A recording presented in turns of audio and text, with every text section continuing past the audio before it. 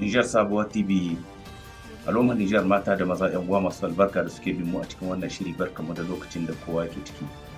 Alhamdulillahi summa alhamdulillahi muna yi Allah godiya, Allah mai bayar da kariya ga bayunsa, Allah muna godiya gare ka. Allah ka kare mu da ƙasar mu gabar da yammacin ta kudu da arewacin ta masu neman su ga sai sun tozartar muna da ƙasa. Ubangiji Allah ka tona musu asiri, Allah ka lalatar da anniyar su, Allah ka haɗa su da bala'in rayuwa.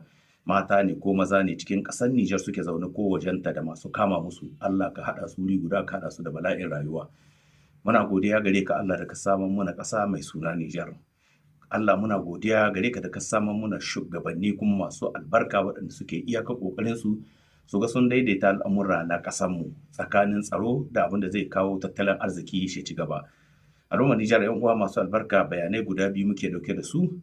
Ɗayan ta bakin mu za a ji, ɗayan kuma ta bakin wani bidiyo da shugabanni suka gabatar a matsayinsu na masu kula da abin da shahi haraji na ƙasa saboda al'umma su fahimci abin da ake nufi. 'Yan uwa za mu fara dai da bayani akan samun ci gaba da ƙasarmu take yi ta kowane ɓangare abin da ya shahi tsaro alhamdulillahi a cikin jihar Talabiri.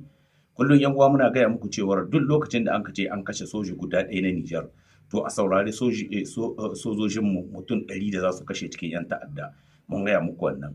Insha Allahu sojojinmu ba ragaye ba ne ba kuma zaune gari banza ba ne, masu zuciya ne kuma waɗanda suke kishin ƙasar su yana kishin ƙasa yana ci musu zukata, suna jin ƙarfi, suna jin kowane nau'i na kishin ƙasa shi na cikin zukatansu. Karkashin jagorancin General Darme Alhaji Abdulrahman Tani, Allah ya kare muna kai, ya kare muna kuma abokanan aikin ka waɗanda suke aiki tare da kai tsakani da Allah ba mai ya gurbi ba. Ubangiji Allah ya ƙara ɗaukaka darajar wannan tafiya ta ku. Ubangiji Allah kuma ya kawo mana kwanciyar hankali cikin ƙasar mu gabar da yamma kudu da arewa.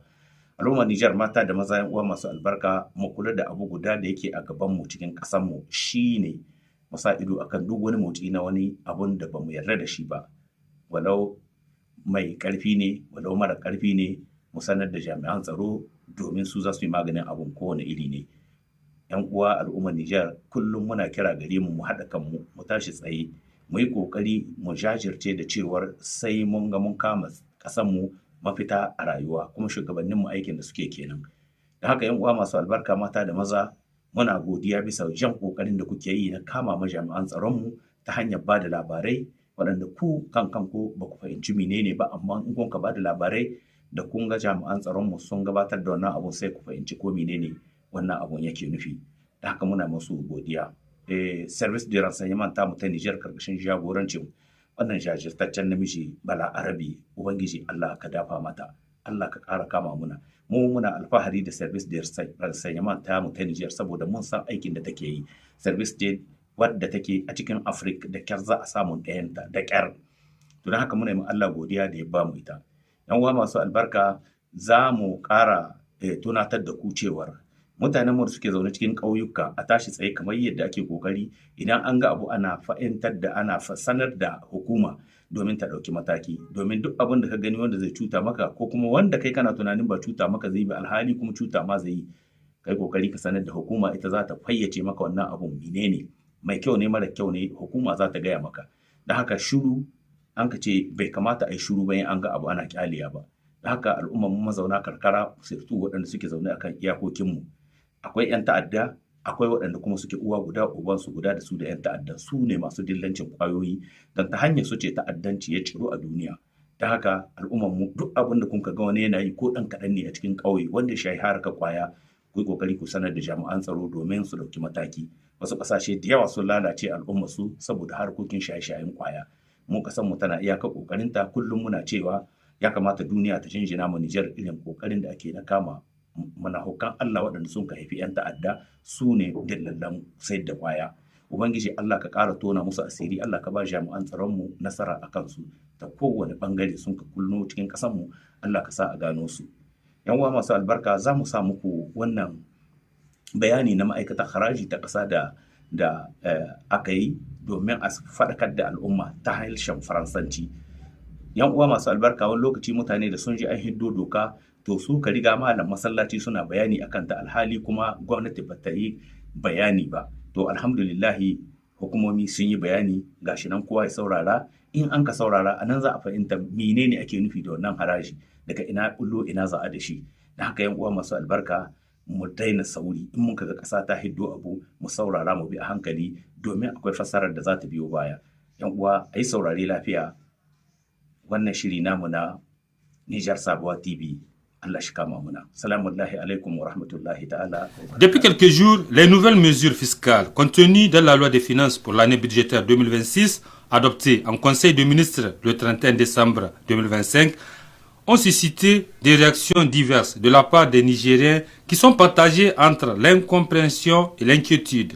C'est donc pour mettre fin à la vive polémique autour de la question et pour mieux expliquer le contenu de ces nouvelles mesures que les responsables de la Direction générale des impôts étaient cet après-midi face aux médias nationaux.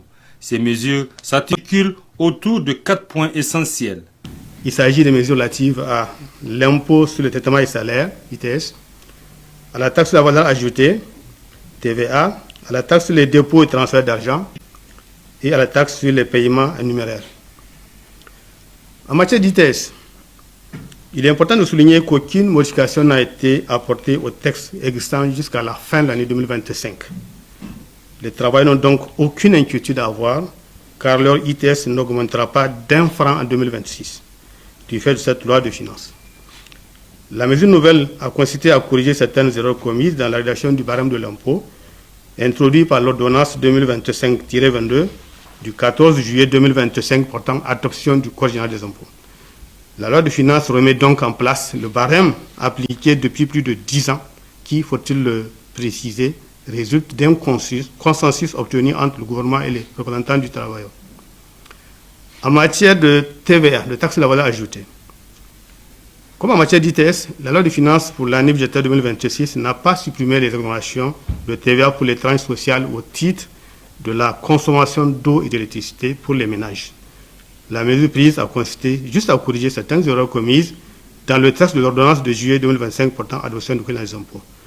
En conséquence, au cours de l'année 2026 et jusqu'à une relecture éventuelle de la législation relative, la TVA sur l'eau et l'électricité n'augmentera pas pour les ménages.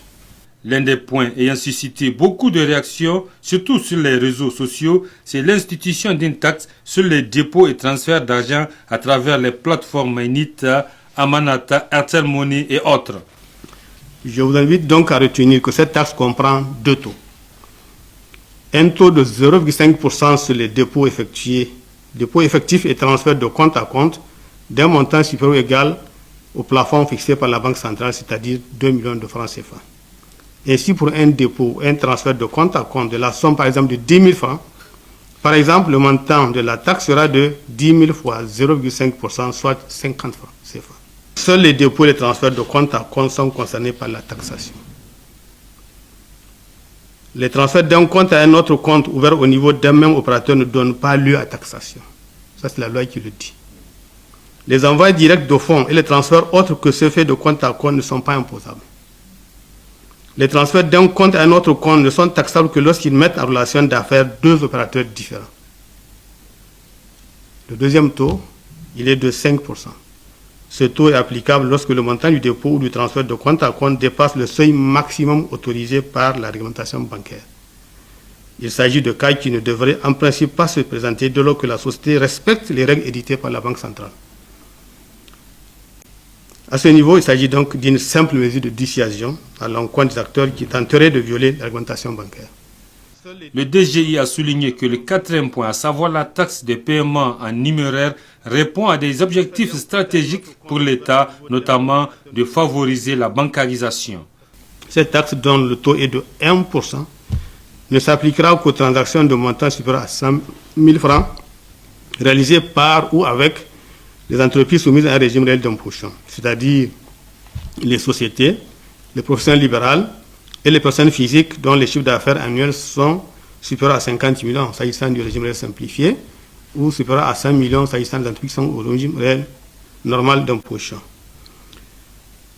Pour mon cas, par exemple, lorsque le montant de ma facture d'électricité reste en dessous de 100 000 francs par mois, cette taxe ne me concernera pas. Je pourrai payer ma facture en numéraire. Le Nigélec ne me réclamera pas cette taxe de 1%. Enfin, le directeur général des impôts a notifié que les mesures fiscales nouvelles n'approvisent aucunement le citoyen. Par contre, elles ont pour but de consolider le dispositif fiscal en vue d'une mobilisation juste et efficace de l'impôt, car le Niger d'aujourd'hui a besoin des contributions fiscales de chacun de ses filles et de ses fils, aussi minimes soient-elles.